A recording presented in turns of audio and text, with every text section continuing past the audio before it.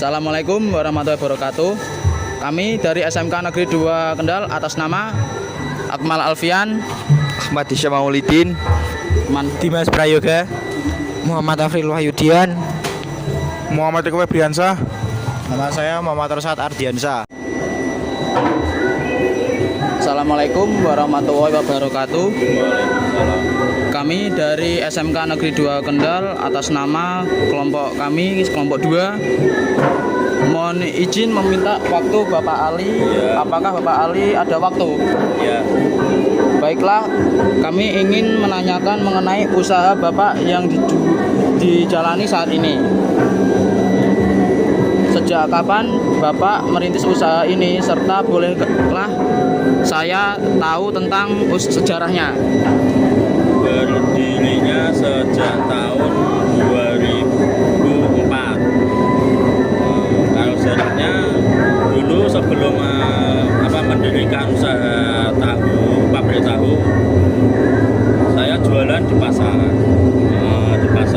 Ya, terus kok jualannya semakin banyak, ya, terus ada kepikiran untuk membuat tahu sendiri gitu. Jadi dulunya ya dijual sendiri, dijual sendiri. Nah, kok terus hasilnya baik, terus ada bakul atau pelanggan lain yang ingin minta atau kerjasama. Nah, terus semakin berkembang, dan dapat pelanggan semakin banyak dan sampai sekarang. Mengapa Bapak menekuni usaha ini? Nah, kalau tahu itu kan makanan pokok. Nah, makanan pokok kan dibutuhkan setiap hari. Jadi dikonsumsi dan istilahnya kan tidak seperti pakaian atau apa, jadi dikonsumsi tiap hari kan pasti dibutuhkan masyarakat banyak gitu. Siapa saja yang terlibat dalam usaha Bapak? Yang terlibat satu itu pasti orang tua.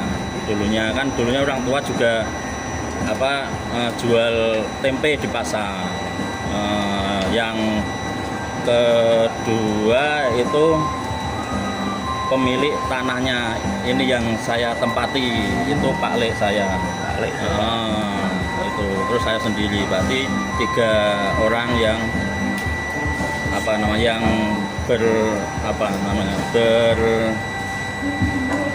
kerjasama lah sana gitu.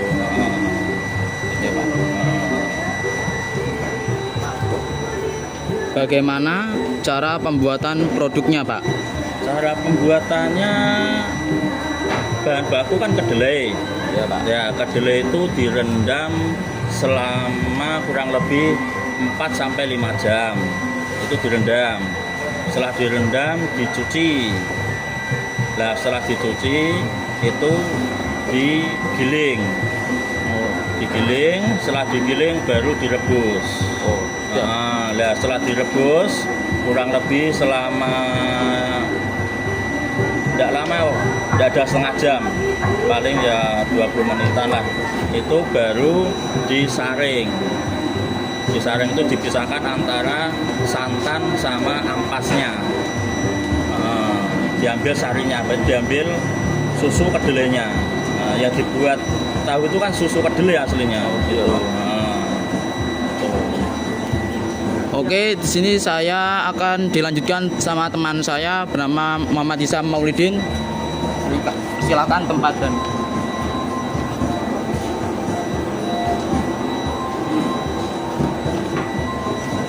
Oke, saya lanjutkan untuk pertanyaan berikut. Bagaimana cara pemasaran usahanya? Pemasarannya kalau kita ya pertama sih rumah ke rumah ya. Rumah ke rumah itu yang pastinya yang udah jualan tahu di pasar. Ya kita terus pendekatan ya istilah merayu lah. Bagaimana cara biar pelanggan itu atau bakul itu mengambil produk kita. Itu yang pastinya produk kita harus baik. Gitu. Adakah pesaing dalam usaha Bapak? Jika ada, seberapa banyak?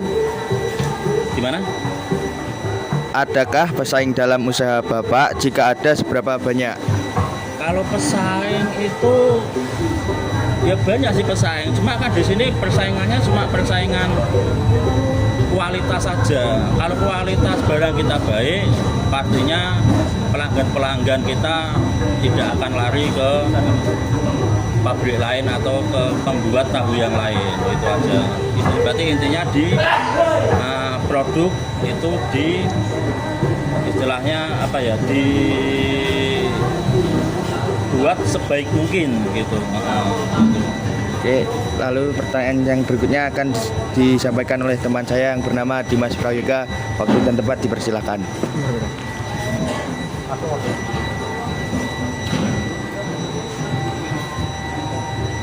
Oke, saya bernama Dimas Prayoga akan mewawancarai Bapak tersebut.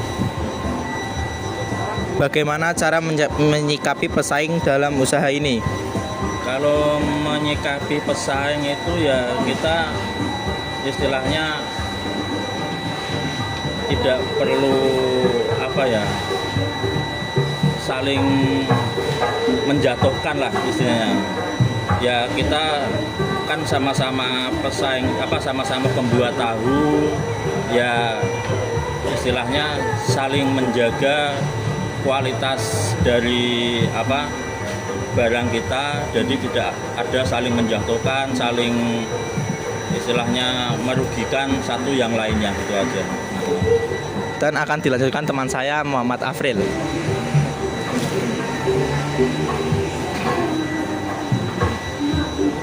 Bagaimana cara menyikapi pesaing dalam usaha ini, Pak? Menyikapi pesaing, ya itu tadi sama yang masnya itu. Jadi kita cuma istilahnya apa ya, tidak saling menjatuhkan itu. Pokoknya kita sama-sama pembuat tahu atau pesaing itu tidak apa ya, saling merugikan. Soalnya kan itu ada asosiasinya. Jadi tidak boleh saling menjatuhkan, saling apa itu tidak boleh. Kendala apa saja yang Bapak hadapi dalam menjalankan usaha ini? Kendalanya kalau di kita cuma bahan baku. Kalau bahan baku naik, lah itu kendalanya di situ aja sih. Kalau lainnya sih tidak ada kayaknya. Kalau bahan baku naik, terus harga tahu di pasaran tidak naik, belum bisa naik lah istilahnya. Jadi itu kendalanya di situ aja, cuma di bahan baku. Dan dilanjutkan kepada teman saya Muhammad Riko.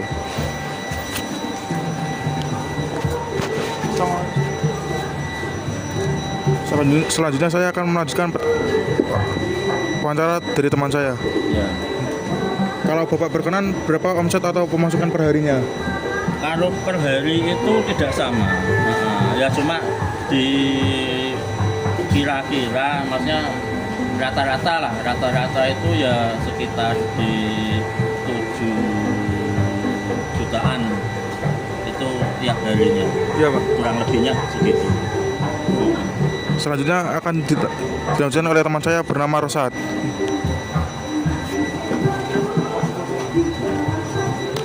Oke, di sini saya akan melanjutkan pembicaraan dari teman saya. Jika usaha Bapak mengalami kerugian, bagaimana menanganinya? Kalau kerugian sih tidak, ya pasti ada kerugian. Kerugian itu misalnya disebabkan karena produk kita ke pelanggan itu rusak, nah itu pasti rugi. Ya, cara menyikapinya paling ya kita istilahnya mengcover yang rusak itu, jadi yang pekerjanya itu kan itu rusak itu biasanya dari pekerja bisa, Ya. pembuatannya dia kurang maksimal, ya kita menyikapinya pekerjanya itu disuruh buat yang baik, itu aja. Niat Bapak agar tetap bertahan di usaha ini. Apa niat Bapak tetap bertahan di usaha ini? bertahan. Kalau bertahan pasti, soalnya itu sudah menjadi sandang pangan, istilahnya sudah menjadi apa ya, pekerjaan kita. Jadi sebisa mungkin ya dipertahankan, itu menjaga kualitas dari produk kita atau tahu yang kita produk itu dijaga betul-betul biar pelanggan tidak lari ke perusahaan lain gitu aja. Apa saran kami agar menjadi orang yang sukses? Sarannya ya jujur, itu utama. Jadilah orang yang jujur, telaten, terus jangan mudah putus asa gitu. Oke, cukup. Terima kasih atas kesempatan yang telah Bapak berikan kepada kami. Wassalamualaikum warahmatullahi wabarakatuh. Waalaikumsalam warahmatullahi wabarakatuh. Sekian dari kelompok kami atas wawancaranya.